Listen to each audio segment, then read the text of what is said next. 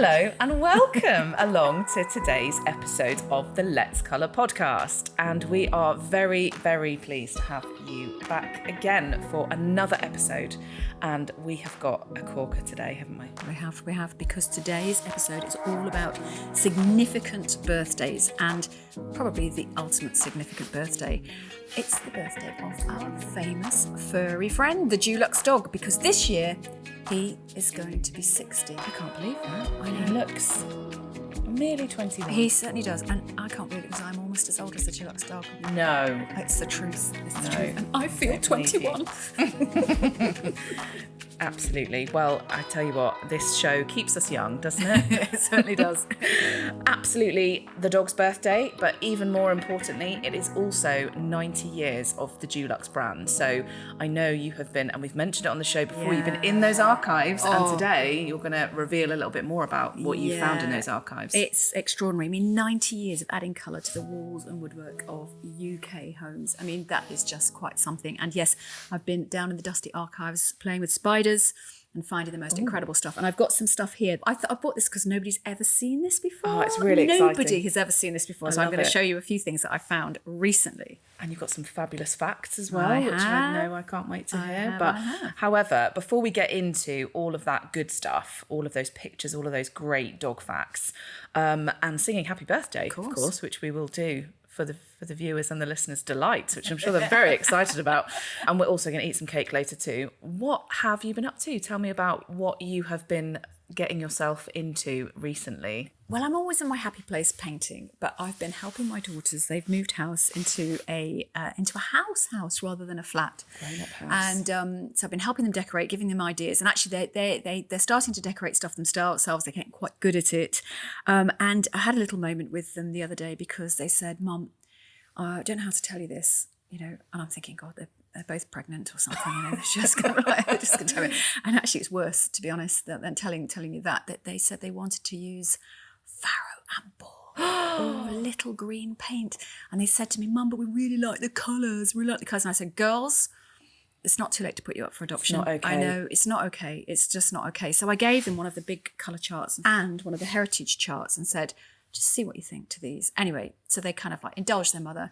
They ordered a few samples of our paint, Dulux paint, and they ordered a few samples of the rival paints, or, the kind of ones that I wasn't really wanting them to use. And they did actually come back and said, "Oh, Mum, paint's so good. It covers so well."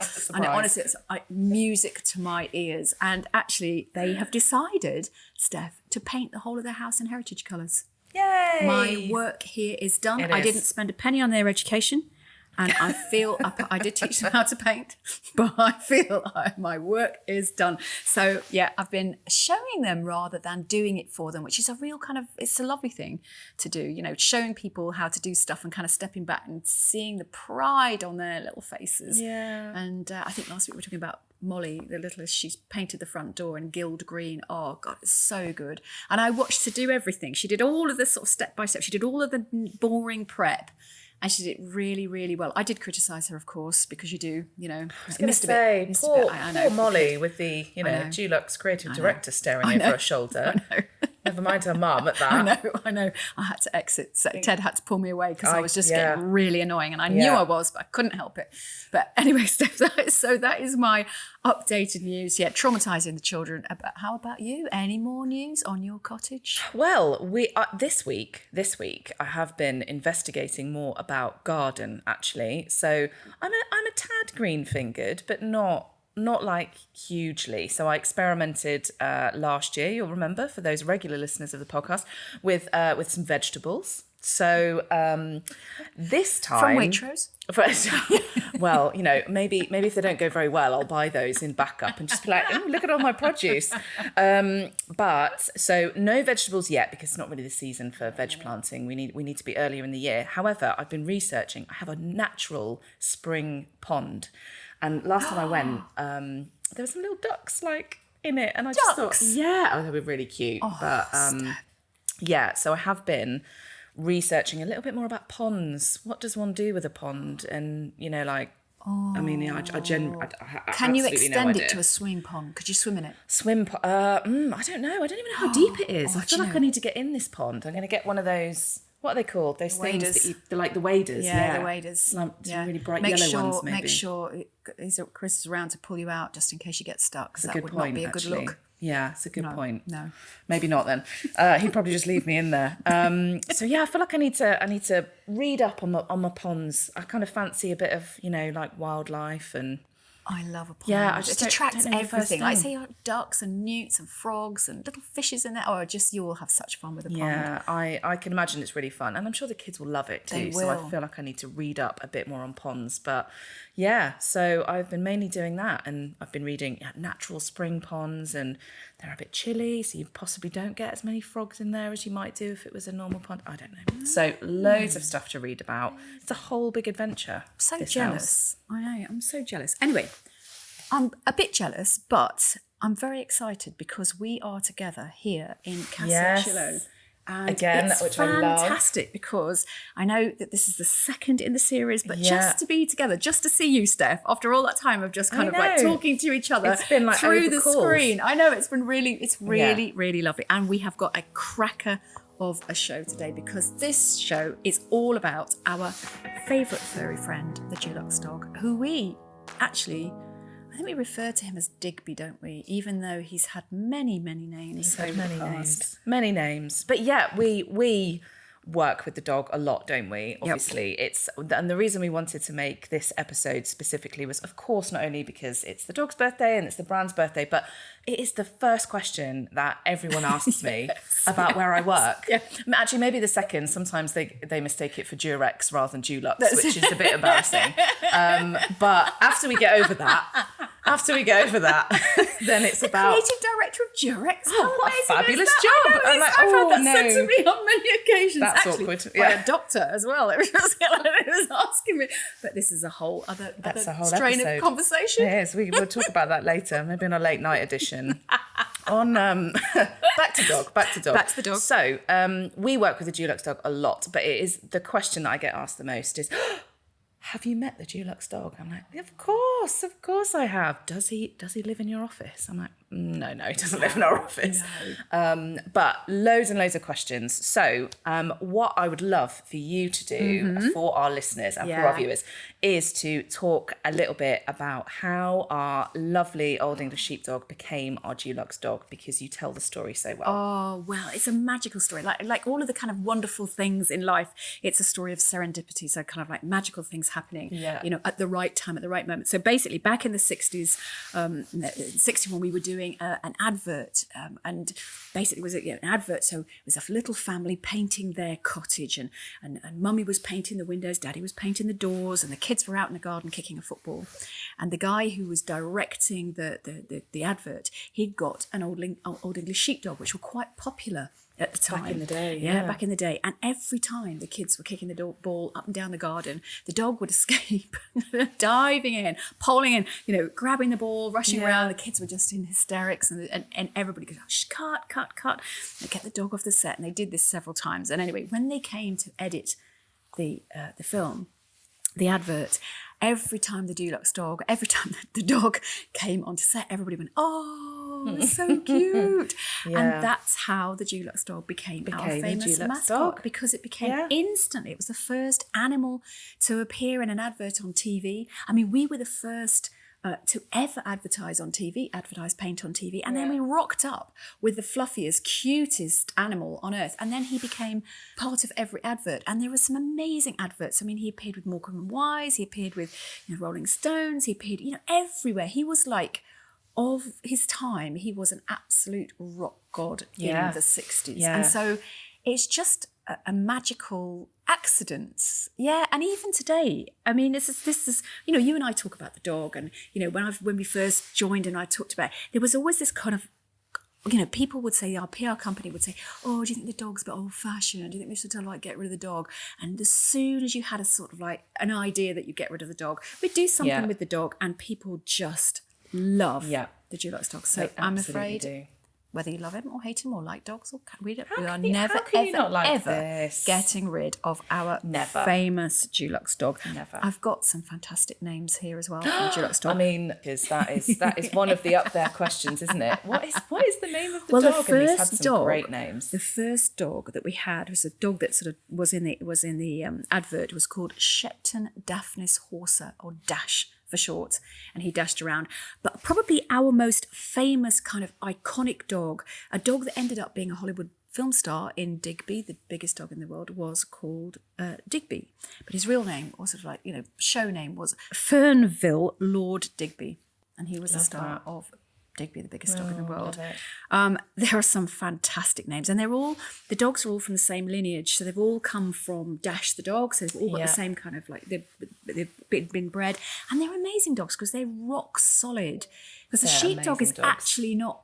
It's meant to round up sheep, and when you take the dog into a big crowd of people, you're thinking, oh my goodness, he's going to go away, he's going to start rounding people up, he's going to be nipping at their heels like he would a sheep. But he never does, because the dogs are absolutely rock solid. In 1995 to 2002 we had a dog called Mash. He was called Hurstbank Monster Mash. And he was the son of, and his mother was called Queenie, Hurstbank Queenie Girl. I do love like pedigree dog names. They do always make me laugh. They're brilliant. Our favourite, I mean, my favourite, I don't know if it was your favourite, was a dog called Spud. Yes, I was going to say. Oh, Spud. He was glorious. I loved him. He was just lovely. He was the sweetest dog. Yeah. He kind of like listened to you, and when you asked him to do something, because you do ask the Dulux dog to do silly things, he just kind of like, he kind of went, nodded his head and carried on doing it. But he was called Spud, and his real sort of Sunday best name was Christendor King Edward of Hurstbank. Like King Edward as in potatoes, so called him Spud for short. Actually, I never knew that. Yeah, really? Yeah. Oh, I didn't know that. It's called King Edward. Wow. Isn't that lovely? Isn't that lovely? That was lost on me. I never would have got that unless you pointed that out. That's a great name. Yeah, and they've all been rock solid dogs. I suppose you have your favourites, because you do have your favourites, and also there is a great truth about dogs being like their owners, or dogs being like, so we can't really be rude about any of the owners, because all of the owners are absolutely fantastic, but some dogs would be very kind of flighty, or very sort of, I'm going down a path I probably shouldn't be going down, but there is one dog, I'm going to name no names, but this dog never stops barking. It just never, ever stops barking. And its owner never stops talking. It's really difficult. There you go then. I'm not naming any others. Because although there is only one Dulux dog, there are several Dulux dogs out there that perform Dulux dog tasks all over the country. They do. And and they're absolutely fabulous to work with. Yeah. I always have the pleasure of working with the current set of Dulux dogs that we've got, and in fact, lady dogs. I know. And they're amazing, and the things that we ask them to do, and they are more than happy to oblige. So we've had lots of fun. Who was the dog on the latest advert? Was that Willow? So no, it's actually a set of two dogs. So it's a mother and daughter.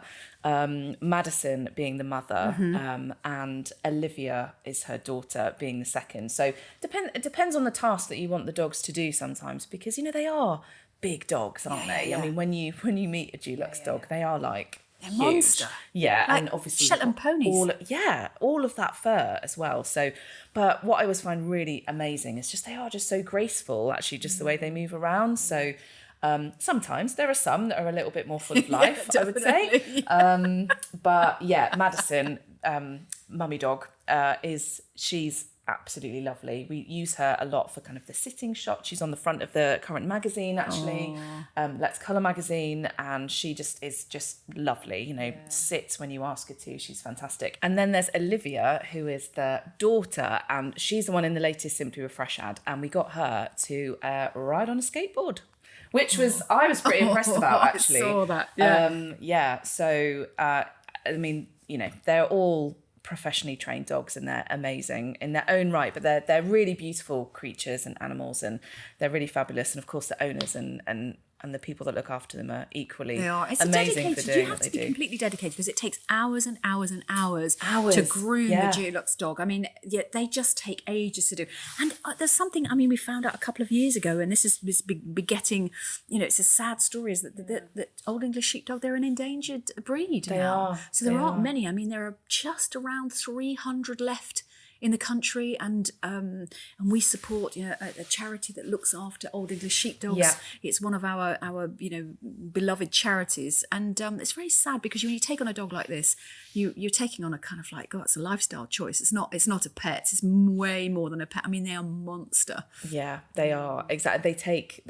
You've alluded to already, hours worth of grooming. So our current lady who looks after our Dulux dogs always says, you know, it takes her about 4 hours to groom each of her dogs, you know, but whether it's like kind of, you know, like washing them and then brushing them, and even when, you know, they arrive on set, they have to have like little shoes to put on to stop their feet from getting really muddy. And because they are just, you know, I think if you actually shaved a Dulux dog, it would be like the skinniest dog you've ever seen. Like, so much fur. And then of course if it gets wet, then it's a real nightmare because you've got to brush it all again. And so, you know, these dogs come with, you know, an entourage for a reason. And some fantastic accessories, you know, with the little boots and I remember umbrellas and what have you. Yeah, I remember Willow. Was it Willow who did the I think it was Easy Care campaign, which got absolutely filthy, and then had to shake all over that was the funniest thing. It was absolutely brilliant because it just covered everything. And he kept on covering the dog in mud, and then it's shaking. And Willow had a Sunday best name. So Willow's Sunday best name was Molyneux Uptown Girl. Molyneux Uptown Girl. Can you imagine? Where did Willow come from? Yeah, she was a bit classy. Yeah, I think she probably was actually. Yeah, but so there we go. Lots of different facts. You've got some bits and pieces to show us as well, haven't you? I've got some bits and pieces to show. Got some amazing. I've got a few more dog facts, but I've got a few pictures to show you first. I mean, these. We honestly, it still happens now. We get people sending in pictures of their dogs saying, "Can my dog be the Dulux dog?" And here's one from the 1960s. This is a brilliant picture saying that they actually went to Slough HQ, took some pictures of their dog, saying, you know, "Can my dog be the Dulux dog?" Actually, the markings are great because the markings are always the same. Yeah. So the markings have to be just right, and that actually looks. It's got one of these mucky mouths though. Yeah. I mean, they always do though. Yeah, the Old English Sheepdogs always have that really kind of like yellowy mouth, but hey ho, bit of talcum powder that gets rid of that. Here's some lovely pictures from here. Look at that. Oh, it's just lovely, isn't it? Yeah, it's so and cute. I just really love the fact that you, as you mentioned, people just go out of their way to send us this stuff, and it's just it's all amazing. Of these, I've got this huge box of pictures, and all of these have been sent in by people who just love the Dulux dogs. They've got pictures of he's signing autographs in a local store. Honestly, whenever there's a Dulux dog at like a store opening, we have them at the kids' Christmas party every year at the office, don't we? Yeah. Like lines round the block to kind of have your picture with the Dulux dog. Here he is with Farrah Fawcett Majors. Oh, of course, as you do. Yeah, it's absolutely, it is fantastic. Oh, she's got fabulous hair as well. She has got fabulous hair. There's a sign of the times, the 70s. So they're just lovely. They go on, and we still get them. We get them in all the time. People will empty out their drawers. I'll find a picture of the Dulux dog, you know, paw print, and they send it to us, and we just put it in the archive, which is absolutely fantastic. I've got a few things here that is quite funny. Go on. Already. Well, when Dash retired, when the first sheepdog retired, 450 Old English Sheepdog owners entered a competition at the Ritz in London to become the next Dulux dog. And it was one of the biggest lineups of Dulux dogs you've ever seen. Do you know, if anybody out there has got a picture of that lineup of Dulux dogs at the Ritz in London, I would love to see it. And then we chose from that, and that's when we chose Digby. So Digby, the biggest dog in the world, came from that big lineup. And every year, until about the mid-70s, we would have or every couple of years when the Dulux dog sort of retired after 2 or 3 years, we would have another big kind of what's Like it kind of word? An casting audition. call. Yeah, an audition for the Dulux Dog, and people would rock up in their hundreds with Dulux Dogs to get to do the audition. That was absolutely fantastic. Apparently, the Dulux Dog takes 4 hours to blow dry. Yeah. Never mind just wash, to blow dry. I knew that, yeah. It's quite intensive. Oh, here, Digby. Digby did let himself down a couple of times, though. One of the most famous ones, but he was at the Oval, opening up the cricket at the Oval, and he cocked his leg on the wicket in front of the Duke of Gloucester. Duke of Gloucester took him for a ride, and all of the papers had this picture of him cocking his leg on the wicket at the Oval. Gotta go. That wasn't good. That was not good. No, not ideal. What else have we got? Oh yeah, we said we became a Hollywood star because he played in. So Digby was the star of Digby, the Biggest Dog in the World, and they did a remake of that recently, didn't they? About 5 years ago, which was great fun. Oh, I didn't know that. Yeah. We've been trying in the vats at Dulux HQ to get the kind of formula to give a dog to grow it that big, but never managed to crack it. It's a shame. But yeah, that's a good one. Sit down with the kids and watch that one. Yeah, I will have to. I'll have to dig it out myself. Amazing. Love hearing all about dog facts, because I think we could talk about dogs of all kinds all day long. So let's move on from dogs and actually talk about birthday of Dulux, in fact. So absolutely. Dulux this year, in 2021, I have to remind myself what year we're in these days, is 90 years old. So I know, have been working on a special book to commemorate that. Do you want to talk us through a little bit about the book and what it's for? Yeah, this is celebrating 90 years of the Dulux brand, 90 years of adding colour to people's lives. And we had this kind of brainchild about 9-10 months ago. And the boss of Dulux just said, wouldn't it be brilliant to have a book to celebrate 90 years? And we have in one of the, underneath the R&D labs, so the research and development labs, there is this huge subterranean basement, and it literally looks like, if you've ever seen the film Brazil, Terry Gilliam film, with loads of kind of like, ducting pipes, and it's a kind of, there's a renegade heating engineer in there, and he lives down underneath the kind of city and all of this thing. Well, it looks like that, and it sounds like that, and you literally have to duck underneath pipes to get into a room. You have to have 2 keys, one to open one room to find and it's just hysterical to get into it. But when you're in there, it's just jam-packed floor to ceiling with the most incredible documentation of the brand and paint recipes and stuff going back to actually what I've got here, Steph. I'm just gonna give you a pair of. I'm gonna get Steph to put some white gloves on. I love wearing the white gloves. I'm gonna put white gloves on because it's very exciting. It is exciting because this is a book. And I found this, believe it or not, in the bottom of an old filing cabinet. Honestly, like everything else. I found a signed picture of Princess Anne as well in there. Honestly, love letters to accounts, Valin accounts. They were quite.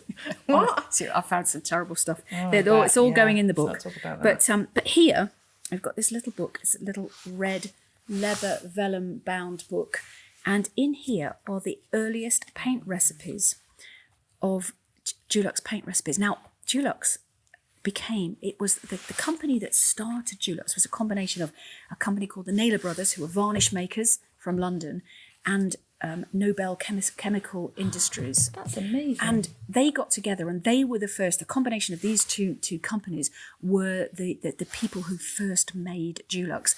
But the Naylor Brothers were artists. I mean, the colours and the varnishes that they created were extraordinary. They were so well known for their beautiful varnish and colours. And this is from 1843, believe it or not. Handwritten recipes and the prices of how much things cost. It's just so beautiful. Wow, April 30th. I can't actually read what that says. Something about something black. Yeah. I love these old books and just how beautiful that handwriting is as well. I know, it's wonderful. So it gives you all of the kind of look at this, isn't it beautiful? So it tells you how much things cost. It gives you all the recipes in there, and there's the odd 1 or 2 little notes to the wife in the back. Yeah, literally. Honestly, it's so funny. If you go through it, there will be some bits in there. It's really funny. What does it say here? October the 15th, 1884. Wow. Can you imagine? So I've got a few of those. That is and that's the sort of like the sort of furthest heritage. Now, Dulux, the actual paint itself, was was born in 1931. And it was one of the first quick-drying alkyd-based paints. Now, up until 1931, all paints were kind of, they were made of linseed oil and turpentine and pigment. And basically, when you used them, you had to get somebody to stir for 20 minutes, and you had to continually stir while you were painting with it. It took about 24 hours to dry properly. And when Dulux were born, this was a quick-drying alkyd paint, dried in about 8 hours. Most incredible, revolutionary paint. Launched it onto the market and to the decorators market, and the decorators just did not trust it. No. They didn't like it. They thought, oh no, don't stir it for 30 hours, don't get somebody to... And it was launched on the market. It wasn't until 1937 that decorators realised how good it was, and a few decorators started to stock it, and a few decorators and merchants started to stock it. So it took a long time to get off the ground. And then the war, 1939, the war struck. And during the war, no decorating was done at all. So nothing was done. But before the war, bits of decorating were done with Dulux. But during the war, nothing really happened. But the war, from 1939 to 1945, the war gave us this amazing period of time. It's like a testing period in a sense. And after the war, people looked at the buildings that had been decorated in this newfangled Dulux paint, and they looked a country mile better than anything that had been decorated in old-fashioned lead-based paint. And that's when Dulux actually went through the roof, because people had seen that this was a superior product. And so Dulux was born in 1931, but it didn't really take off until after the war, but it was absolutely revolutionary. I've got another little thing to show you here. I get so excited. I'm going red. I'm spitting. I'm spitting and going red. You're going to faint in a minute. I am going to faint. No, I love all the goodies though. I've got these. You probably don't have to wear gloves to wear these, but I found these. And these are the first ever Dulux colour cards. So this is a shade card from back in the day. And the early shades that Dulux did were all British standard colours. So they were the kind of colours that all paint manufacturers did. But what Dulux did is we realised that colour could be so much more than just a decorative finish, could actually sort of create a mood, a look and a feel. And we started to, I know they're amazing, aren't they? Look how glossy they are. They're just beautifully glossy. The colours are absolutely gorgeous. They're really beautiful. And what we did is we started to call colours names. We started to name them and give them a kind of like a look and a feel and a mood. So they became much more than just, red or deep red or rich red. They became something very different. I love that layout of the book actually, because it's a real deep dive almost into each of the decades and what the hero shades were kind of per decade. So what are your kind of favourite chapters? When you were doing your archive research, which ones really jumped out at you? I love the 30s. I love the original colours, finding all of the original, because the colour that kind of like sums up the 30s is Eau de Nil, which is this beautiful green. Yeah. And I love greens, and greens just work really well, and they just stand the test of time. So we looked at the colours, we didn't refresh them all. I got them all mixed again so that we could see what they look like, and they're so close to the modern greens that we have now. They're just beautiful. So the 30s is just gorgeous. So check that out, because you can buy the book now on Amazon, and you can buy it from the Dulux website as well. Yes, if you're interested in colour and Absolutely, decorating. Yeah. So, and we also looked at what houses looked like in the 30s and what were the real drivers for that colour, and why we liked those colours. So what was happening in popular culture around the time. Yeah. Another of my favourite, they're all really good. The 40s we were pink, and I suppose I really love the 70s. Oh, I bet the 70s is fun. It was a fun chapter to write. Just the best, because you get all of these kind of sedate colours that you would look at and you'd recognise, going, oh yeah, I know. And then the 70s is literally like in your face. It's in your face. Yeah. It's when colour TV was, everybody could afford a colour TV. I mean, in the 60s, people had colour TVs. You had to be a bit posh. You had to have a bit of money to have a colour TV in the 60s. But in the 70s, everybody had a colour TV. And the novelty of a colour TV was the colour.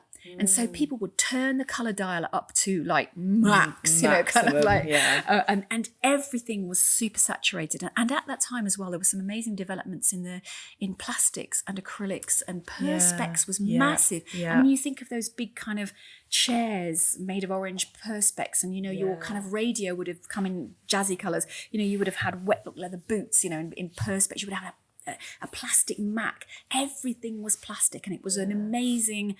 The colours that we could do in plastics were reflected in the colours that we had in our homes, and also the colours that we saw on TV. And so the 70s was just this crazy, highly saturated, I mean, colours like poppy and lime juice, sultan, these incredible, just colour. You would not cope with them today. You would not. Crazy colours, crazy colours. Even poppy, like you can still get poppy is quite a popular colour, especially for front doors.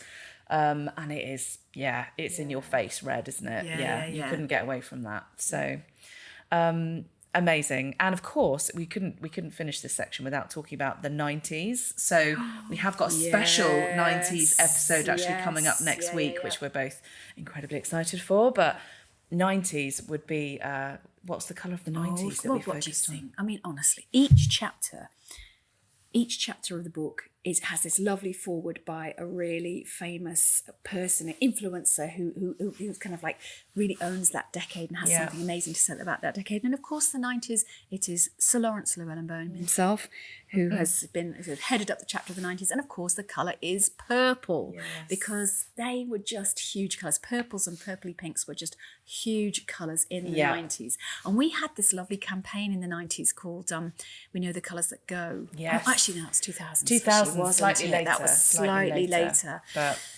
but that was a kind of like a lead up, because it was the late 90s that changing rooms, and it led up into that kind of, it was the period of time where people became completely fearless with colour. Because in the 80s, when you go from the kind of the 60s, the sort of 60s and 70s, when colour was super saturated, all about the plastic. And then we went into the sort of 80s, and everything went to natural hints. It was all kind of toned magnolia, right kind down, of like wasn't it? apple white, rose white, all of those tints, magnolias and barley white, and all that kind of stuff.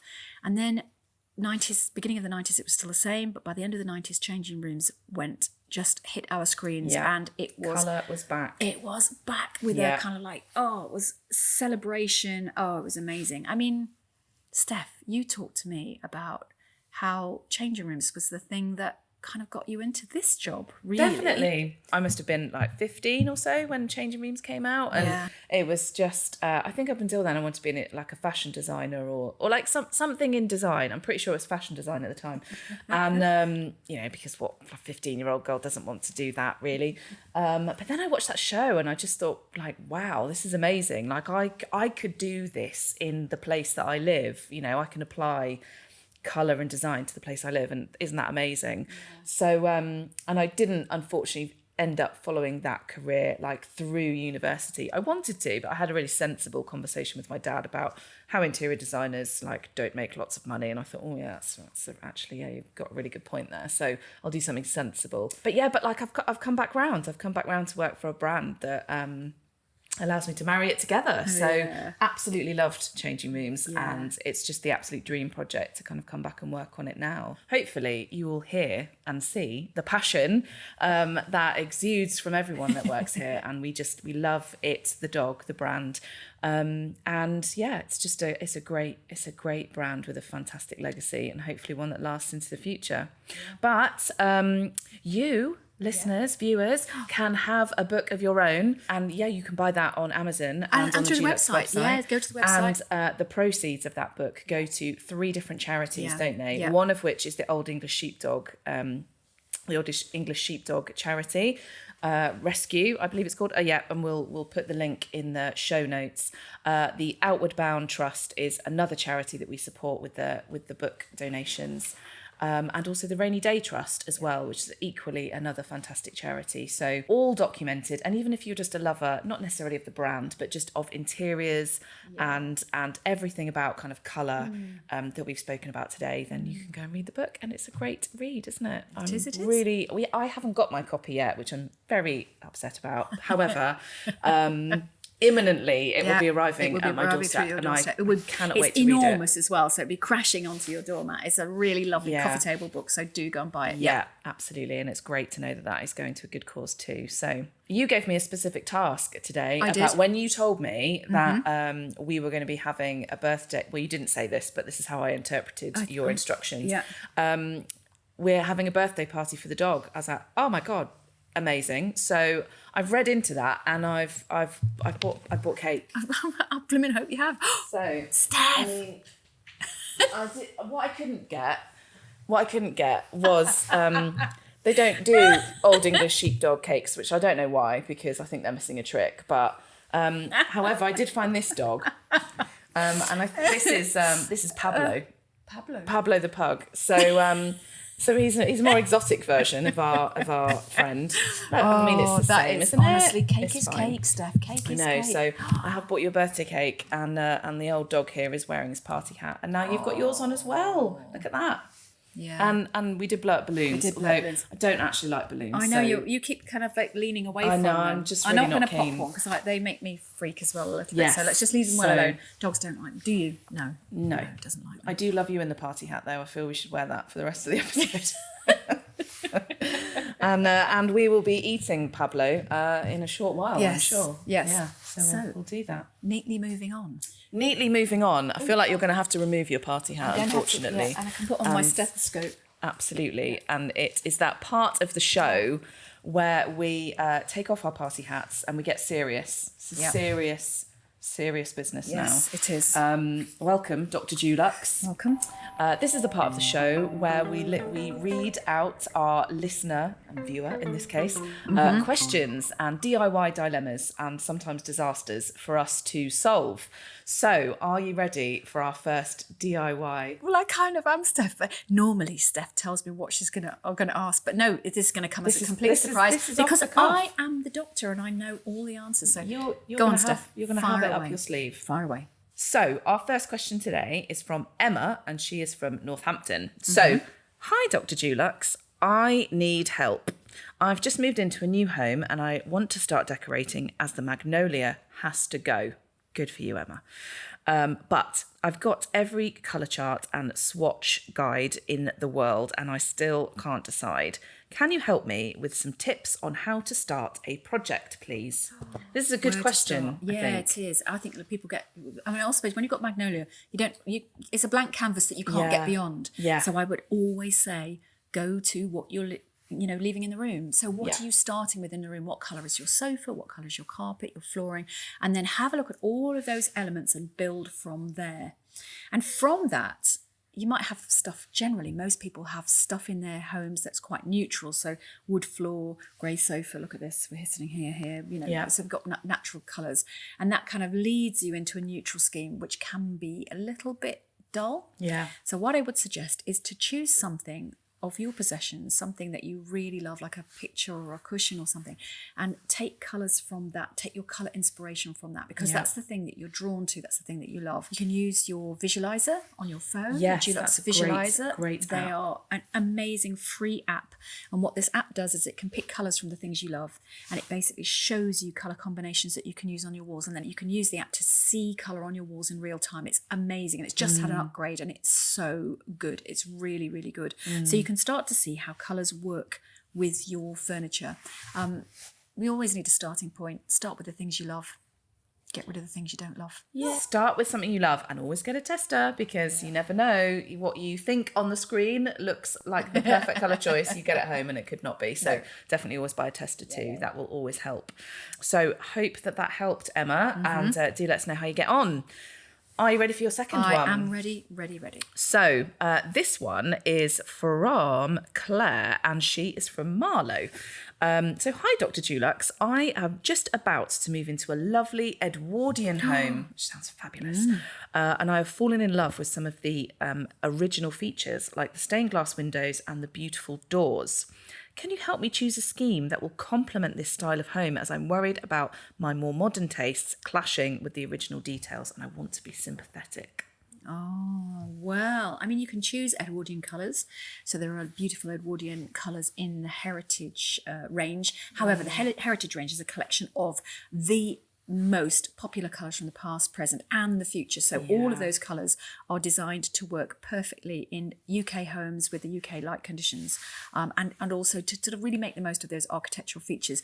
Now, those architectural features, the reason why you love them is because something isn't distracting you from them, so that your eye is being drawn towards them. So I wouldn't fight with the colours. I would probably give them a beautiful, soft neutral backdrop, and then your eye is always going to go to those architectural details.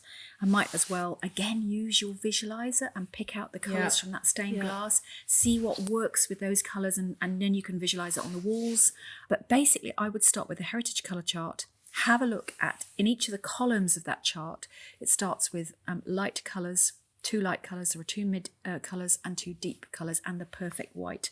And if you take one of those columns and decorate different elements in the room with each with a colour from each of those little segments, you'll get this beautiful type of decorating we call tone on tone. Absolute classic. You can never go wrong. It always looks beautiful, and it allows all of the other lovely things that you're going to put into that space to really shine. So you're not overwhelming the decor, and you're keeping it quite crisp, quite contemporary. You don't want it too fussy. And actually, Edwardian decorating wasn't that fussy, but there was quite a lot going on stuff wise, and you sound like a really modern person, and you probably don't want so much stuff, so a little bit less colour, a little bit less clutter, probably tone on tone. Look at the heritage colour chart. And you, as you said in the beginning, you don't want to distract from those lovely features either. So I think it would be really tempting to go, oh, there's lovely red in that stained glass. Let me do red. And actually, you need to kind of have something that complements that, not necessarily fights with it for your attention, because you want all of that attention to be on those lovely features. So I think that's a really great piece of advice, is just make sure that whatever you're doing kind of complements that, and using that structure of the card is going to be really, really great for doing that. So definitely, Claire, check out the Heritage range. That is going to be really up your street, and there are some really fabulous colours in there. And they're not even kind of oldie worldy colours either. They're like colours of today, which I think is really, really important for a modern home. So some really fantastic advice there. Thank you so much, Dr. Dulux. Great pleasure. You may stand down from your doctoring duties. I really must get myself a hat or something these days, because I feel really jealous of your stethoscope there. Oh yeah, you might get your nurse's hat. Yeah, okay. Next time maybe. Well, that really is bringing us closer towards the end of the show now that we've got Dr. Dulux out of the way. So that means that we are another step closer to eating Pablo as well, which I'm quite excited about. I'm quite excited about that. And what have we got in the next show? What's coming up, Steph? Yes, we really should do that before we do eat cake. So in the next show, I say this every episode, but I'm like genuinely excited for the next one, because we are doing a 90s throwback episode. Yes. And this is, of course, all in honour of the fact that we are that much closer to changing rooms being back on our screens from the 90s. So we have got some goodies to share with everybody, haven't we? Yeah. It's a kind of teaser trailer, isn't it, really, for the full changing rooms immersion. And series. We are going to get personal and reveal some of our 90s memories as well. And so that will be really interesting. I'm sure for you, and probably embarrassing for us, but Absolutely. never mind. That's how it goes. But so really looking forward to that. And then we're going to do a deep dive into 90s colours, trends, interiors. So I'm really looking forward to how you can get the look, or not. Yes, I think it's possibly the latter. And we're going to be getting hands-on. Well, I say we. I'm going to be getting hands-on with some. I'm going to show you how to do some of those techniques. We're going to get some paint out. So that would be really good. Yes. So really looking forward to that. So if you're listening in right now, I would really suggest tuning in to the viewable version of this, because you will get the full experience in doing that. You can watch me ragging and bagging and whatever else and sponging and stippling and and all of that. Fantastic. So, can't wait. Yes, but that does bring us to the end of the show. Yeah, and closer to Pablo the pug. So everybody listening out there, thank you so much for joining us again for another episode of Let's Colour. Here we are. So